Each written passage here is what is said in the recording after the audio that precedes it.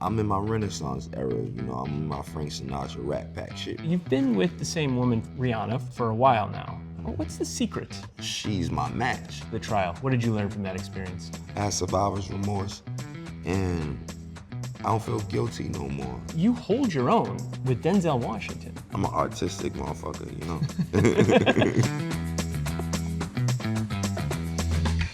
Hi, I'm Michael Sebastian, editor-in-chief of Esquire. Today, I am joined by a modern Renaissance man, a musician, an actor, a designer, and more. Please welcome Asaprocky. Thank you for, yes, exactly. I have to give myself a round of applause. I finally made it, Mom!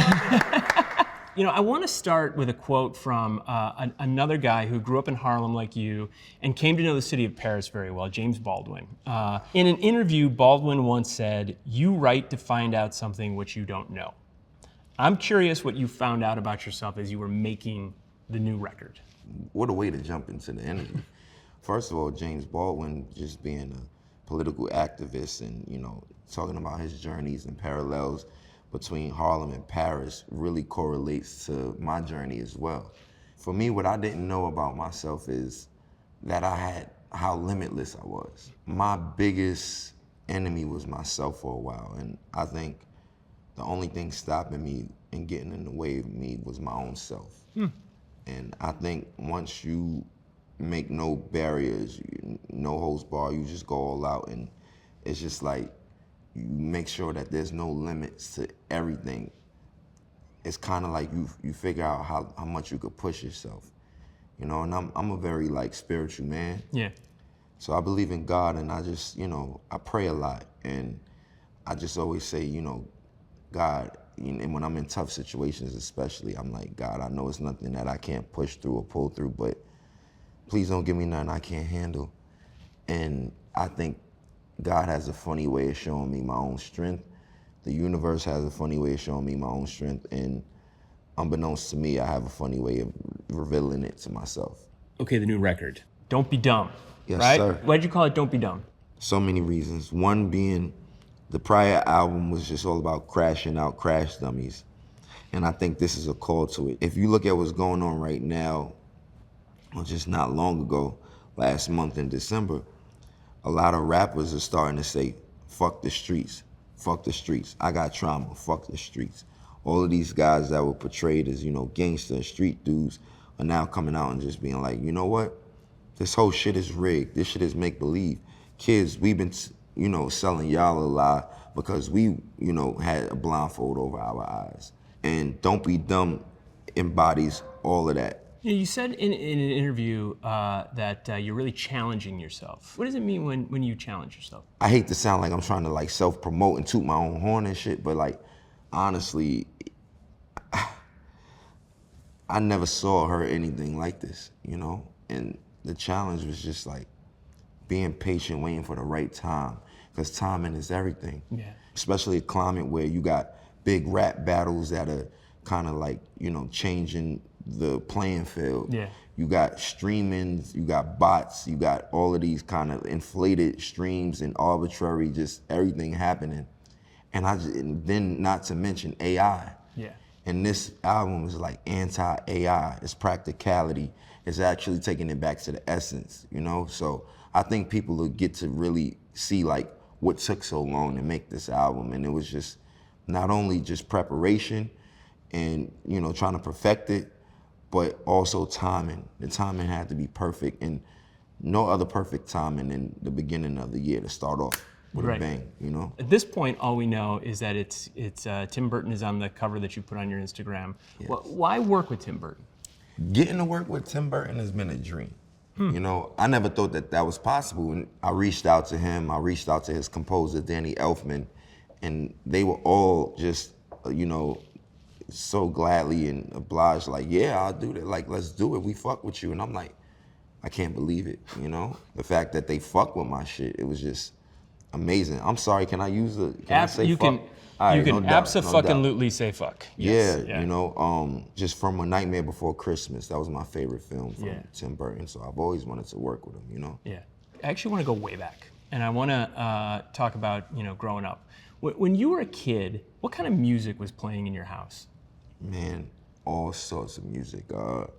You had reggae, you had rap, hip hop, R&B, you had rock and roll, you had classics, even some disco. It was just like a melting pot of just different music. But growing up, my favorite musician was Michael Jackson. Yeah. Yeah. Like he was heavy in my house, and me being named after, arguably, not even an argument, but like one of the greatest MCs of all time, Rakim. Music was prevalent in my household, Yeah. Speaking of that household, what was the biggest lesson your mom taught you? Watching how loyal she is to her children or whoever her husband or her man is, it showed me that there are decent women out there, because 9 times out of 10, the way that, public or, media portrays women, especially nowadays, is like, scandalous and shit like that, and men too. Yeah. But she let me know that there was hope for, real decent women out there and good women out there, loyal. What about your dad? My pops was an extraordinary fella. He was a very handsome gentleman from Barbados, came over here when he was like 19, 20 years old, met my mother in Harlem. He taught me to stay groomed. He was the first man I saw, paint his nails with, clear polish. Really? And get manicure and stuff. And my dad was, he was a hustler, and, he was extraordinary. Rest in peace, Yeah. I know that there's a period of time when you were a kid where you lived in a homeless shelter with your mom. And I'm curious, what did you learn from that experience? Some people look at their circumstances and assume this is the end all be all. Right. And for me, at a very young age, I learned that there's light at the end of the tunnel. Perseverance is just like motivation. You just gotta kind of go out and, do it and get it. Another thing I learned is that everybody, no matter who you are, everybody has struggle. People's circumstances and struggles might differ from each other, but nonetheless, struggle is struggle, and what you gotta do is trust your struggle, Do you ever have moments where you think about going back to that period of time in your life where you think where your life could have gone if you didn't have music, creativity as an outlet? All the time. Really? All the time. I always think about it. I mean, I had this innate passion for like extraordinary things like decor and for design and, for, film and clothes. Yeah, I was a pretty boy since, Yeah. I want to read you a quote that you gave to Interview magazine. My aunt let us live with her for a while, which was pretty hard because it was like an upper middle class kind of neighborhood. So I didn't get along with any of the kids. They used to pick on me and tease me and make fun of me at the bus stop. What did this experience teach you? Kids could be cruel as shit sometimes, you know what I mean? And you just gotta live with it, Shout outs to Auntie Lenny, North Carolina, Charlotte, North Carolina. But my aunt, she lived in the middle class, like an upper middle class neighborhood, but she had the smallest house in the neighborhood. Yeah, yeah. And she had a troublesome son who was in juvie at the time, which was my big cousin Rory, rest in peace. What ended up happening was when he went to juvenile hall and all this other stuff, we moved in, and I learned that, no matter where you go, when you are in a environment, especially a radical environment that's new to you, it's gonna be some growing pains in that situation. And, I don't hold anybody, I don't hold it against anybody for that. We were all like 11 and 12 and 13. We were all kids at one point. Yeah, we're children, Yeah. At the same time, I mean, maybe I'm putting too much meaning into this, but it's like you find yourselves in all kinds of different worlds where you, at least at first, were new, whether it's fashion, whether it's film, you name it. And I feel like there's got to be some of these experiences from a kid that really prepared you for that. Wow. I didn't even make the correlation to that. You just did. I would have to agree with you, especially when you think about how just being able to adapt. I've been through some hardships, but I don't want to make it sound all like, extra dramatic and tragic. It was some good times, man. Sure. Some of the most happiest people is subjectively poor people, because is it better to not have and to not know? So sometimes oblivion is the pursuit of happiness for a lot of people. And sometimes materials and, gluttony is what, people measure success by. it's all subjective, Yeah. you know? There's a reason why in A Christmas Carol, Scrooge is the completely miserable one, and it's like, the kind of common people are the ones who are having a good time on Christmas, right? Yeah, man. I want to talk about the ASAP crew for a minute. What did you learn coming up with those guys? I learned fellowship.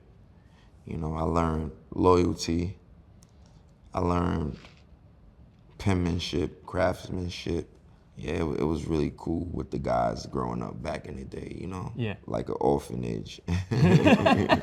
You've said in interviews that you want to bring people together with your music, and you've rapped "fuck your color, fuck your skin, you're my brother, you're my or you fuck your color,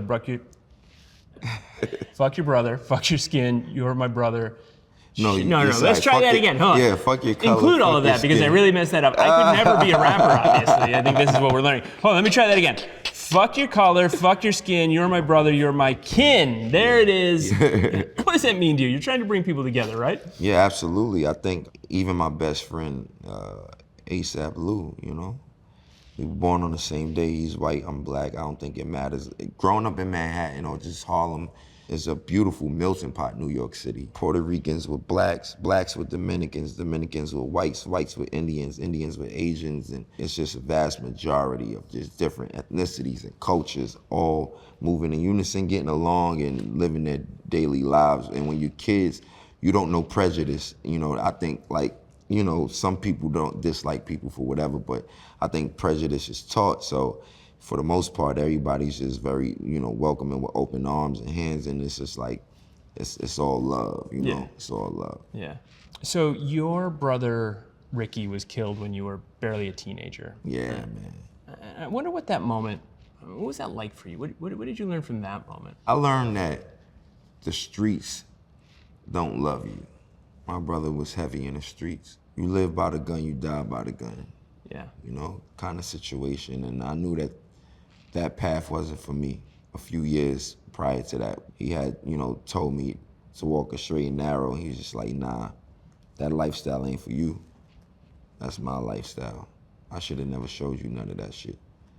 And it stuck with me. Yeah. Let's jump to, this is going back 15 years, something like that. You're blowing up, right? Your mixtape comes out. There's a lot of heat, a lot of anticipation around you. You're a super young guy. At that point, you're probably in your very early 20s, something like that. 22, yeah. Yeah, how do you handle something like that, when all of a sudden the spotlight's on you and there's anticipation and attention and everything else? I think I was made for it. Yeah? It comes with the job. We know what we signed up for. Yeah. I just wanted to make music that could bring people together and change people's lives, and that's what we did, and I'm so proud of that. You know? I'm curious how, in that moment, how fame changes a person. Fame and money could do two things. It could change you, or it could change the people around you. Mm-hmm. Some people remain the same, and some people, it just affects your relationship with, everybody else around you, for lack of better words. Yeah, I get it. Is there a rapper, and maybe even kind of an old school one, who at that point in your career gave you a piece of advice that you still listen to? Quite a few. Yeah? David Byrne, Swiss Beats, those guys were always like big brothers to me. Bun B, Chase Infinite, Mos Def, Styles P. He taught me stage etiquette. He's like, yo, bro, you need divers. You need to stop jumping in the crowd surfing yourself. Get divers. And you go on stage and just say, dive, dive. And I started doing it, and it started working, motherfuckers flying off stage. Yeah. I really was a sponge when I came in the game, and I just wanted to learn more. Yeah. I wanted to know more, and I was willing to listen to anybody willing to give me advice. Yeah. All right, here's a controversial question. Which era of New York hip hop would you say was the strongest? The 90s. Yeah? A lot of these guys broke barriers for, guys like us from, De La Soul, Tribe Called Quest, Bad Boy, Wu-Tang Clan, Onyx. Man, the list goes on, and forgive me for Das Effects, EPMD, G-Unit, even though that was the early 2000s. Yeah. Digging in the Crates and Children of the Corn and Terror Squad and so many different groups that just shaped the game and made it what it is today. From the early 90s to the late 90s was the best decade for hip hop. Really? Yeah. I mean this as a compliment. You're a very charismatic person. Thank you. And you have, and this is what I'm getting at with the compliment. You have the charisma of like a politician. Oh shit. No, I mean this in a good way. And in a recent interview, you actually said that you would want to be mayor of New York City. For sure. Is politics something that could actually be in your future? I think so. There are a lot of political current affairs that need to be addressed, changes that needs to be made. I think that I would really do well because I'm a guy that's for the people. Mm-hmm. You see potholes, you fix them. Look at the rates for the trains, like the train fare just went up to $3. It's fucking crazy. Inflation is crazy. I mean, SNAP and welfare and food stamps and all of these, benefits is fucked up because that's where I derive from. Yeah. Create more job opportunities, create better health care. These are some of the things that most politicians come in promising, but for the most part, you just assume a lot of the decisions made by politicians, have ulterior motives, and it's really self-beneficial. For me, I make a really great living off being myself. Yeah. 2029, vote for mayors. I think you've got my vote. Vote for Rocky, man. Yeah. I mean, you said it a couple of times, and I've seen this said about you, that you are a modern Renaissance man. Absolutely. What does that mean? What does a modern Renaissance man mean in this? Film, fashion, engineering, family, music. Yeah. I'm missing one, but all of these things are what kind of encapsulates me as an individual. Just explaining what the Harlem Renaissance was. It was heavy and rich in music, fashion, culture, etc. So I think I'm a modern Renaissance man. Yeah. Back to politics for just a second. When you were in jail in Sweden, then President Trump advocated for your release. That must have been really weird. It was really ironic, right? So I was just sitting in my cell and I just hear, "We're gonna get ASAP Rocky," and da-da-da-da-da. And I just looked and it's like, no fucking way. I must be dreaming. When you're away in prison, anybody who's experienced prison could tell you, you kind of feel like the outside world forgot about you or turned their back on you. For me to get that kind of support from the outside world, the president, my mother, friends, so-called enemies, it was beautiful, and it gave me the drive to really push through that shit because it was a real hard, very, very, very difficult time in my life, Yeah, I can. Very difficult period, yeah, man.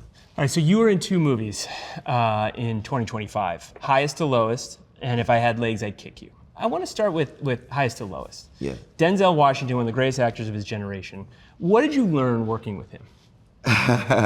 I learned that Denzel might be my biological dad. Why do you say that? My whole life, my mother told me I look like Denzel. She used to gas my head up. She had a crush on the dude, so she just wanted me to look like him for whatever reasons. But what I learned from the movie was looking at Spike's and Denzel's dynamic. It was amazing to see pros who are brothers working behind the scenes and just seeing how they, bounce ideas and energy off of each other. And Yeah. it was quite fascinating to see. I was fanned out, like during certain scenes, I would forget that we were rolling and I would just be like, oh shit, this ain't a movie. Like I'm in the movie, Rocky, snap out of it. Like all jokes aside, because I'm just a super Denzel fan, I mean, you guys are in like basically 3 scenes together, right? And they're kind of the most powerful scenes in the movie, and you hold your own with Denzel Washington. Like, where do you learn that? Where do you get that? I don't know, man. I think I'm a Renaissance man. I said, it's just part of the arts. Like film, acting, theater is just all part of the arts, Yeah. I'm an artistic motherfucker, Okay, what about if I Had Legs, I'd Kick You? What about working with Rose Byrne? She's so beautiful in and out, man. And shout out to her husband, Bobby. I think it was such a privilege to work with her as well. Mary Bronson killed the film. The script was beautiful. Man, she's just a beautiful soul and such a nice woman. It was a pleasure, and I really hope some way, somehow, we get to work in the future again, because it was quite the experience. Yeah. All right. So you've, you've rapped about religion a lot. I'm curious what your relationship with God is like now. It's better than ever. I try to nitpick and adapt from all different religions and cultures and practices. Yeah. Buddhism, Catholicism, Christianity, Hinduism, all these different qualities, they all have, I think, attributes and qualities to make you a better person and whole. I'm not perfect, so I try to just adopt a lot of these different, morals from different religions to make myself a better motherfucker, Yeah. In the time that your last record came out and your new one is coming out, so much has happened in your life. You've had 3 children, you've shown your collections in Paris, and of course you had the high-profile trial as well. And I want to get into all 3 of those. First of all, you've been with the same woman, Rihanna, for a while now. What's the secret to having that strong relationship? She's my match. Yeah. She matches me, right? And so if it didn't match, it wouldn't work. Yeah. I've always wanted to have a family. I think I was able to have all of my fun and do all the ladies and be a pretty boy, a playboy most of my life, and it gets tiresome, It's hard out here for a player, you feel me? And so I switched it over, and I made it cool to just be with one lady, be with one joint, and love her, and show people what true love is, not just when the cameras come on and shit like that. And it's not easy being in 2 high profiles in a relationship together. That can't be easy, because one has one schedule and agenda, the other has another schedule and agenda, but we make it work. And that's what I love about, being with somebody like my girl, Is there something that you've learned from I don't know, being with her for so long? Oh, absolutely. I learned that a woman who loves you will protect you. It's moral support to the 10th power. Yeah. When you have a woman that loves you, is madly in love with you, your shit might smell like roses, Before getting with her, I kind of had that stigma, or just that modern women is portrayed, the modern Venus is just like sex appeal and this, that, and they try to portray more of a scandalous kind of a vibe on women, for lack of better words nowadays. And I think that fucking with her, it just showed me it was like looking at my mother. I see a lot of my mom in her, and it's just like, damn, that's a strong black woman right there, she really be supporting the shit out of me, man. She loves the shit out of me. I fucking love this chick, One thing I do want to point out is just people swear it's no trouble in paradise and everybody's all lovey-dovey, and it's like the battles that you come out victoriously and show how strong and compatible you are with that person. Basically, it's like you get stronger because of those battles, because of those Absolutely. things. Yeah.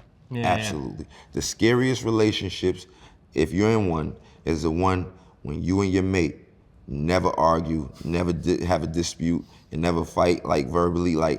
You might have something to worry about, because when the shit hits the fan, that's when you see people's true colors. Yeah. At least in my experience. Yeah. You told Elle that you are praying for a girl. And of course, your 3rd child was a girl. And I am the father of 2 daughters. They're 10 and 7. And I love being the father of 2 girls. And I'm curious what you've learned from this experience of being the father of a daughter. So far, so good. No boys yet? No boys. Okay, no boys. okay. Yeah. So far, so good. I think being a girl dad just brings out this self-vulnerability that you're okay with. Yeah. Because most people don't like being gullible or vulnerable, right? And soft. And it's just, now you have every reason to be. When you're the dad of a princess, man, you gotta wear that suit. You gotta take that role on. Yeah. And it's okay. It changed you, didn't it? It did, absolutely, yeah. I mean, to a point where being a dad, sometimes you could look at puppies and make you want to cry, because those cute puppies, shit like that never happened before. You know what I mean? It's just, it's a beautiful thing. It's happiness that you can't really equate to anything or compare to anything to give an example to. But being responsible of little human beings isn't an easy role. You have to be emotionally available. You have to be tentative, and you have to be present. Yeah. I love being present, for my fam. So when I'm away and I'm working, it has to be worth my while. It has to be worth it. Other than that, man, I gotta be with the fam. Is that the secret? I was curious about that. You're a very busy guy. I mean, is it throwing yourself into work when you're working and then throwing yourself into your family when you're not? I think so. When you're done with work, you go home. You Yeah. know, me, I try to be able to take my children to school. You do, Pick yeah? them up. Yeah. Yeah. Pick them up. Try to be around for bath time, dinner time, and bedtime. If I miss one thing, I make up for it in another way. But it's not easy missing anything. Yeah. But that's the sacrifices you make when you're trying to be a working dad. Yeah. Okay, so the trial. What did you learn from that experience? I learned that I've outgrown a lot of my old relationships with friends. You hold on to it because, man, we went through the mud together. You knew me since we was riding bicycles. You knew me since we were sharing clothes together. Like, we were brothers. We used to get girls together like we were brothers. And it's the past, bro. Yeah. I've outgrown a lot of people, and I had survivor's guilt. I had survivor's remorse, and I don't feel guilty no more. My success isn't your demise. Yeah. And I'm not responsible for any mishaps or misfortunes with the next man. I try my best to do what I can and to help people when I can. If I can't help you, you gotta be able to respect that. Yeah. How did you stay grounded through that whole period of time? The support of my family, the support of different peers, the support of different friends, real friends. Yeah. It got me through it, and I was praying a lot during that time too. It felt like I had an angel or a few angels right by my side, right there with me. I honestly felt like a higher presence during that time. Yeah. I did, man. You also looked great at the trial too. You dressed very man. well for the court, Well, and I think it's appropriate. you really embrace tailoring in terms of, just seeing you out and about. What is it that attracts you to that? Being a dad, that's called dad swag. I've been in my dad bag. I've always liked tailoring. I mean, you can see photos of me in 2013 to 2015. I was obviously the, first black male to face Dior. Chris Van Ash designed a lot of really nice tailored suits for me back then, and that was over a decade ago. So, tailoring is nothing new to me. I just embraced it more going into fatherhood because it gave me every reason to be, and I'm in my Renaissance era, I'm in my Frank Sinatra Rat Pack shit right now. So I'm on my shit. Yeah. I love that you say that about the dad thing though, because I don't want to be a dad who basically dresses like a kid. You know what I mean? Like I want my kids to see me as an adult and wearing like a suit and a tie or a jacket and a tie or something like that says that, The funny part about this is it's a debate going on right now about a lot of rappers dressing younger. I honestly think that depending on who you are really dictates how you dress. If you somebody who was wearing streetwear your whole life, like imagine Sean Stussy back in the day, He was wearing a t-shirt, probably some cargos and some skating shoes. What about rappers from the 90s and shit like that when it was cool to wear baggy shit? That was just the style and trend at the moment. Who am I to say you gotta stop it, that it's outdated or, stop doing it? Because it's 7 days out the week, and some days out the week, I arrived here in Timberland boots, baggy jeans, a thermal shirt, and a Parker jacket, and a do-rag. That's what I had on today, earlier before I looked nice and threw on the Chanel, And fashion is a sense, it's an expression, and it's supposed to express how you feel that day. Certain days you want to dress down, certain days you want to dress up. Yeah. Whatever calls, you rise for the occasion and you come, make sure that you're fashionable for that, You mentioned Chanel, you're wearing Chanel. You also showed up to that Chanel show in New York in November and kind of made all the headlines because you were wearing a great men's look. Tell me about that. To be the newest male ambassador of Chanel a dream come true. Shout out to Matthew. Working with him at Bottega was such an experience, so I knew that this would be nothing less of that. The show was a beautiful show last November, and all of my dreams are coming true. All of them, yeah. Does that ever worry you? No, man, I have a lot of dreams and aspirations. Yeah. The more I accomplish them, the more tears of joy roll down my face, the more, happy I am, and, Yeah. I'm really happy with accomplishments, It reminds me of something you said in an interview. This was a while ago. You said the top is going to be the next step. And you say, I mean, we're already here, but I'm talking the tippy top. The tippy top. Do you feel like you've reached the tippy top yet? I'm still climbing up. Yeah. Yeah. Yeah. As a younger man, you spoke in interviews and in your music. You kind of were a revolutionary in some ways. You were kind of like the young guy storming the gates. Yeah. Now you're a little bit older, and I'm wondering if you still have that point of view, or if you feel like you've mellowed at all. I don't know. You tell me. I think I always had that like rebellious ambition, and that's kind of what drives me. When everybody's going left, Yeah. I stray right. That's always been my take on like direction Yeah. in general. All right, when you were 23, you said this in Interview Magazine. I just want to make sure that by the time I'm 40, I don't have back problems and dumb shit going on with me because I was wildin' when I was younger. You're 37 now. 40's getting pretty close. How are you feeling?